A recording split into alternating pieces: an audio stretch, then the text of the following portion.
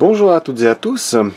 En me promenant sur Banggood, je suis tombé sur ce boîtier de décharge de condensateur. Alors, il y a eu dernièrement quelques vidéos, notamment de Electrobidouilleur et de Philippe Demerliac sur la fabrication d'un boîtier. Et je suis tombé sur celui-là pour une vingtaine de dollars et je me suis dit pourquoi pas le tester.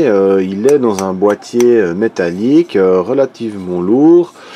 Assez bonne finition, des câbles en silicone, je dirais, quand même de très bonne qualité, des sondes qui sont aussi de bonne qualité, vraiment pas des petites sondes à la con qu'on a souvent quand on achète un appareil. Donc là, vraiment quelque chose de qualité, vraiment bien fait dans un joli boîtier aluminium, vissé en plus, donc démontable. D'ailleurs, je vais l'ouvrir après pour voir un petit peu ce qu'il y a dedans. Donc voilà, pour le prix, je me suis dit, bah tiens, je vais le commander, je vais le tester.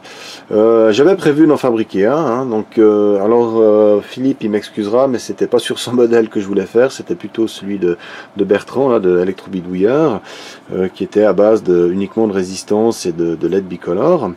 Mais quand je suis tombé sur ça pour 20 dollars, je me suis dit, bon, allez, pour le prix, je vais pas m'en priver. En plus, on voit là ici la finition, donc il y a un petit passe-câble. Enfin voilà, j'ai vraiment trouvé l'objet, en tout cas sur la page, il avait l'air vraiment sympa. Et une fois qu'on l'a eu dans les mains, vraiment, je suis pas déçu. Autrement, seule chose peut-être que je pourrais un petit peu critiquer, c'est le manque de données techniques. On ne sait pas très bien quelle tension maximale il supporte. Il y a la tension minimale de la LED qui est de 10 volts. Par contre, tension maximale, on ne sait pas très bien si c'est 300, 400, 500 volts, 1000 volts.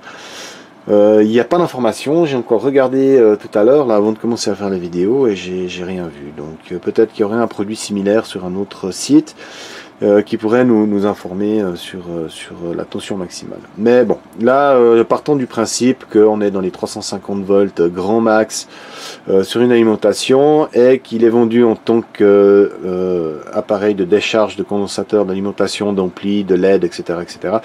Donc on pourrait en tout cas estimer qu'il puisse tenir 350 volts. J'ai encore une petite chose, donc livré dans un sachet antistatique, c'est toujours aussi une bonne chose.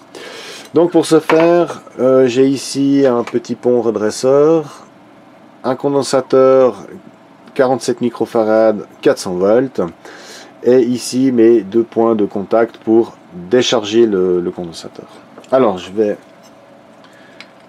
mettre l'appareil bien visible et au fond ici donc on a le multimètre pour voir la tension qu'on a résiduelle.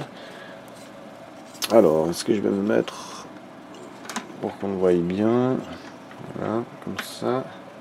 Alors là, il resterait une vingtaine de volts sur le condensateur. J'ai fait un petit test avant. En plus de ça, donc on peut croiser les polarités. Il n'y a pas de danger. Donc là, je suis polarité inverse. C'est une des LED qui s'allume.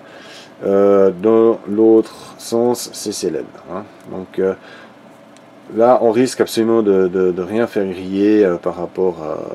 Si on regarde en fait le plus, donc le plus est la LED. Donc si je mets le moins sous le plus ici, et ben on voit que le plus c'est ici.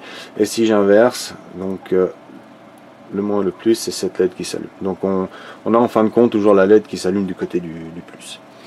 Alors, je mets sous tension, tac, là je charge mon condo, on est à 200 volts, je monte, on est à 300 volts. Voilà, je coupe. Et on va maintenant décharger, boum. Alors, on voit bien la LED qui s'allume, on voit ça chute. On est à plus qu'à 100 volts, 60... 55, et donc la LED est censée s'allumer jusqu'à 10 volts. Voilà, là elle est faible, elle est faible. On arrive à 10 volts, elle est plus allumée. Voilà, donc là on a 8 volts. Ça continue à descendre. 7 volts, 6 volts. Voilà, donc là ça fait le job, il n'y a pas de problème.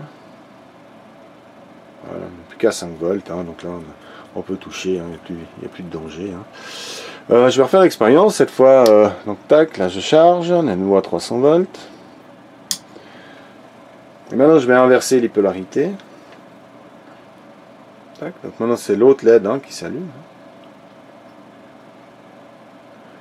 Voilà. Donc ça chute vite, hein, voilà, ça va relativement vite.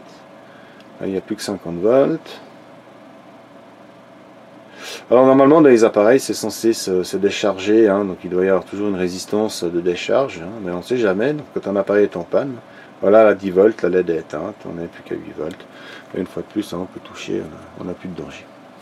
Voilà, donc fonctionne bien, qualité, hein, comme j'ai dit, c'est joli. Maintenant on va aller voir à l'intérieur, on va voir si la qualité est aussi bonne à l'intérieur qu'à l'extérieur. Je vais l'ouvrir et on se voit tout de suite après. Voilà, je l'ai ouvert. Alors il n'y a pas grand chose, on voit ici, on voit à l'intérieur ici donc deux supports de LED. Donc c'est ces LED qui doivent faire 2 watts, 2-3 watts, hein, quelque chose comme ça. Donc c'est ces LED qu'on trouve en Chine, souvent en paquet de 10, etc. On voit ici une résistance qui doit faire, je pense en tout cas 10 watts, quelque chose comme ça. J'arrive pas à le démonter, hein, ils ont mis un espèce de petit truc là qui est collé là. De l'autre côté, c'est difficile de voir, on aperçoit une deuxième résistance. Ah, c'est du 8 watts hein, de 100 kg à voir, hein, j'en ai pas... Hein, donc il y en a une de chaque côté et en fin de compte les LED sont positionnés et en fin de compte quand on vient d'un sens ou dans l'autre par rapport à la polarité, c'est une LED qui s'allume et l'autre et c'est la résistance de 100 kg qui fait donc la décharge. Voilà, donc c'est extrêmement simple. Ça ressemble beaucoup en fin de compte au système qu'avait présenté Electrobidouilleur.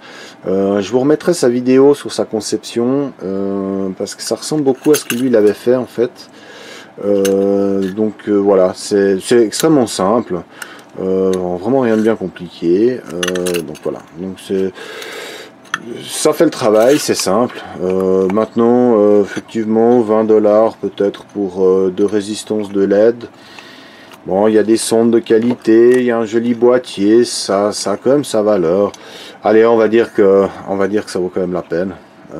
C'est démontable, si une fois il y a quelque chose qui crame. Alors bon, il va falloir décoller cette histoire pour démonter, hein, parce que ça on peut pas c'est pas coulisson. Hein. Je pensais qu'il y avait une carte qui était glissée à l'intérieur, mais en fait pas. Bon, voilà. Mais bon, c'est réparable en cas de souci, hein, si on arrive à démonter ça. Il y aurait théoriquement pas de raison que quelque chose crame, hein, étant donné que c'est d'une simplicité vraiment enfantesque. Hein, donc voilà. Mais ça fait bien le job. C'est simple et fonctionnel. Voilà, donc comme d'habitude, je vous laisserai le lien dans la description et je vous dis à tout bientôt.